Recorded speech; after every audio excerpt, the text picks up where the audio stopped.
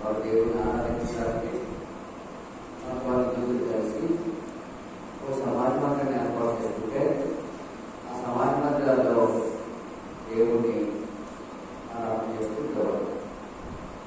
ఎప్పుడు ఆరాధన చేసేవాడంటే శనివారం ఆరాధన చేసేవాడు. ప్రభుత్వం చేసుకుని జన్మించిన తర్వాత శనివారం అనే దాన్ని రూపుమాపడానికి, ఆదివారం అనే దాన్ని ప్రవేశపెట్టడానికి ఎన్నో ప్రయత్నాలు జరుగుతున్నాయి. అలాంటి సందర్భాల్లో యూట్యూబ్ ఏమైందంటే శనివారం అనేది చాలా ప్రాముఖ్యమైన దినం, అది ఆరాధన దినం, పరిశుద్ధమైన దినం. ఆ దినాన్ని ఏ పని చేయకూడదు, వంట చేయకూడదు, పొగలేకూడదు, ఏ పని చేయకుండా ఉండాలి. అంత నిష్ఠగా ఆ ఇల్లు భావించేవారు. దీన్ని రూపుమాపడానికి సబ్బాత్ దినాన్ని కూడా అన్నది. దీన్ని ఏమంటారంటే సబ్బాత్ దినాన్ని కూడా అన్నది.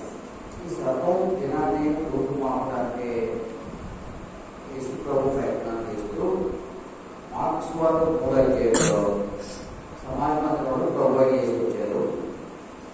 వచ్చినప్పుడు అక్కడ వస్తీ కలవడం కలిసాడు.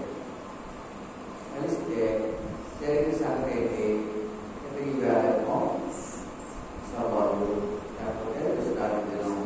ఈ విశ్రాంతి దినాన్ని ఈయన ఎలా బాగుపరుస్తాడు చూద్దాం. విశ్రాంతి దినాన్ని బాగుపరచుకోవడం అని వారు మనసు కార్యాన్ని చేసుకోగలిగి వారిని ప్రశ్నించాడు. ఇది ధర్మమా, ఇది ధర్మమా, ఇది న్యాయమా, ఇది న్యాయమా అనేది వారి నుంచి జవాబు రాబట్టాడు. ఏమంటాడు చూడండి. 4వ వచనం 3వ వచనం, ఆయనని వదిలేసి మధ్యలో నిలబడి వస్తే వారు చెప్పాడు. అంటే అలాగా మధ్య నిలబడు, నీవు మోసం చేస్తున్నావు కదా, చూపించు అలాగా చూపించాడు. వారిని చూసి విశ్రాంతి దినమున నేను చేసే ధర్మమా, ఆయన విశ్రాంతి దినాన్ని నేను చేయకూడదా అంటే వారి ఉద్దేశం ఏంటంటే పరిశుద్ధమైన దినం. యేసు దీన్ని మారి పరిశుద్ధ దినం అనేది ప్రభు పునరుద్ధరణ దినం అనేది ఒక దినం వస్తుంది. అది ప్రభుత్వ దినం అనేది దీన్ని మాది ప్రవేశపెట్టడానికి ప్రయత్నం చేస్తాడు యేసు ప్రభు. వారిని చూసి విశ్రాంతి దినం నేను చేయడం ధర్మమా, కీడు ధర్మమా, ప్రాణరక్షణ ధర్మమా, ప్రాణహత్య ధర్మమా అంటే నేను ఏం చేద్దాం? వచ్చి చేయగలం శనివారానికి ఉంచేద్దాం అనగా, లేదు బాగు చేద్దామా, అతను రక్షణ ఇద్దామా, చేయి బాగుపడుతావా, ఏం చేద్దామా అని అడిగాడు. బాగు చేయడం మంచిదే, కానీ శనివారం చేయడం మంచిది కాదు.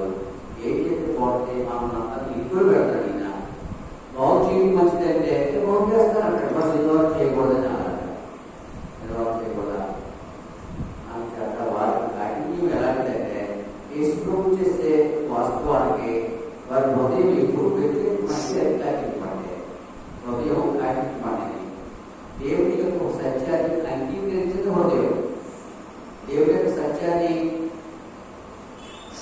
సహాయం చేసేది కాదు, వ్యతిరేకం చేసేది. ఈ ఏం చేస్తారంటే కీడు చేస్తారని ఉద్దేశం. దాన్ని ఏమంటారు చూడండి ఇక్కడ 5వ రోజుల్లో. అందుకు వారు ఓర్పుడి ఆయన వారి హృదయం కాకించడం దుఃఖపడి మీ మాస్టర్కి శనివారం బాగుపరచుకోదా, నాకు చేయి బాగు చేయకూడదా అని మీ హృదయం ఎక్కువైంది అని వేస్తూ ఉంటుంది. ఒకసారి చూద్దాం. మార్క్స్ వార్త 6వ అధ్యాయము 52వ చదువుతాం. 6వ అధ్యాయము 52